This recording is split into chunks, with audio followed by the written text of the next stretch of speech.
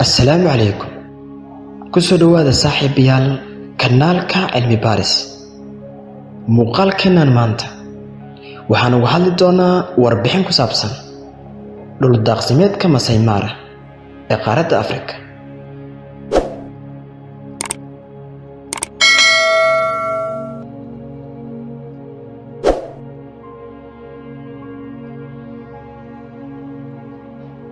xaqiiqooyinka Masai Mara. kaydka qaranka Masai Mara waa mid ka mid ah kaydka ugaarta ugu weyn dalka Kenya oo si weyn loogu tixgeliyo inuu yahay kaydka duurjoogta ugu weyn Afrika, sidoo kale loo yaqaano Masai Mara.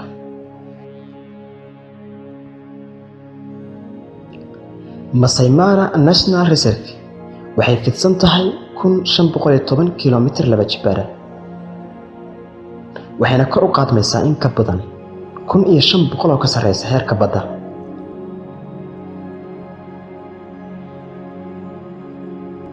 waxayna ku dhowdahay bannaanka dhul daaqsimeedka Serengeti. Mara waxay hoy u tahay qaab nololeed soo jiidasho leh.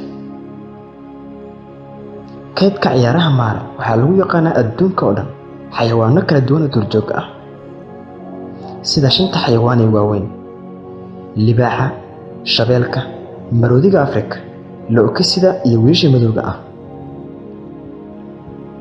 iyo noocyada kale ee caanka ah qaaradda Afrika sida dameer farowga, giriga, dhurwaaga, haramacadka duurjoogga ah iyo darada.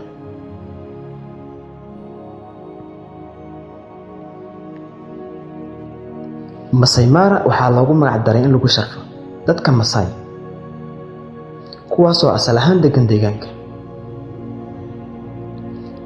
ereyga Mara waxaa loola jeedaa meel marka loo fiiriyo luqadda Masai ee deegaanka.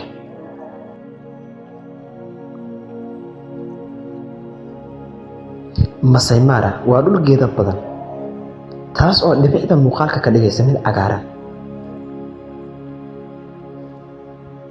kaydkan Masai Mara waxaa maamula maamulka gobolka ee Narok. sidoo kale bulshada Masai ee deegaanka ayaa ka qayb qaatay dadaalada ilaalinta si loo xakameeyo ugaarsiga iyo falalka kale ee sharci darrada ah.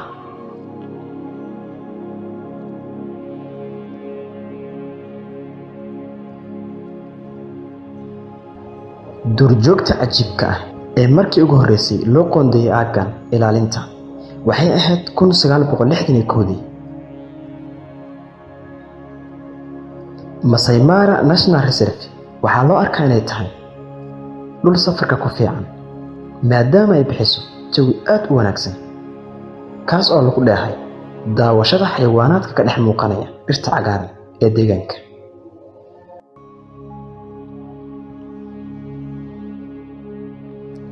Mara waxay hoy u tahay duurjoog fara badan oo ay weheliyaan in ka badan 400 nooc oo shimbiro ah oo loo aqoonsan yahay beerta, kuwaas oo qaar badan oo ka mid ah yihiin noocyada u kala safra deegaanada fogfog.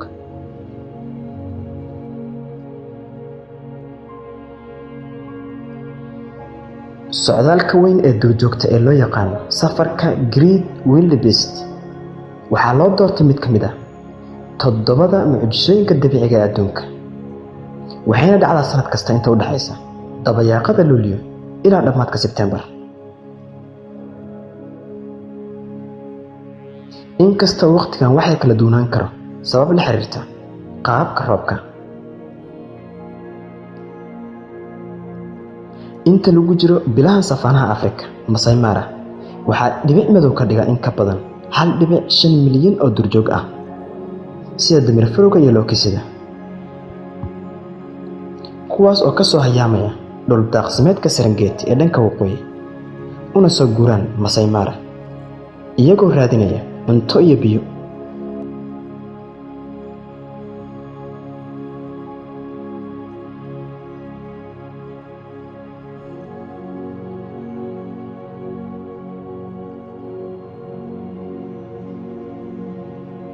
dhulka libaaxyada.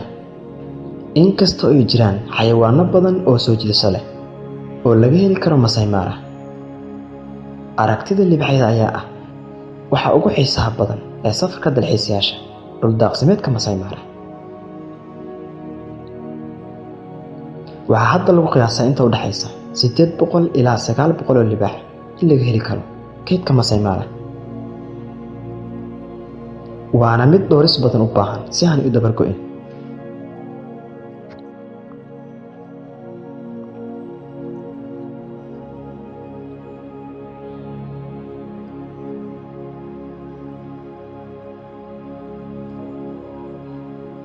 dadka Masai waxaa la dhihi karaa waa qabiilka kaliya ee ugu magac dheer Afrika. Masai waa xoolo dhaqato reer guuraa ah oo dhaqan ahaan nolol maalmeedkooda ka soo saara dhaqashada lo'da. asal ahaan waxay ka soo jeedaan qowmiyadda Nilotic oo la sheegay inay qarniyo ka hor ka soo haajireen dooxada Niil ee waqooyiga harada Turkana.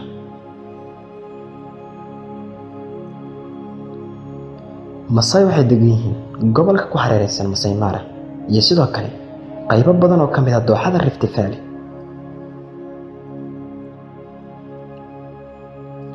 Masaigu waxay leeyihiin dhaqankooda iyo hab-nololeedkooda gaarka ah ee reer guuraanimada, iyadoo ay leeyihiin labiskooda gaarka ah ee casaanka ama midabka dhalaalaya ee shukaha.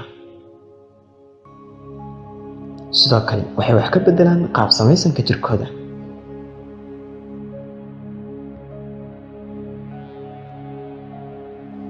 juqraafi ahaan deegaanka la ilaaliyay ee Masai Mara wuxuu ku yaalaa koonfur galbeed Kenya oo iyaduna ka tirsan bariga Afrika.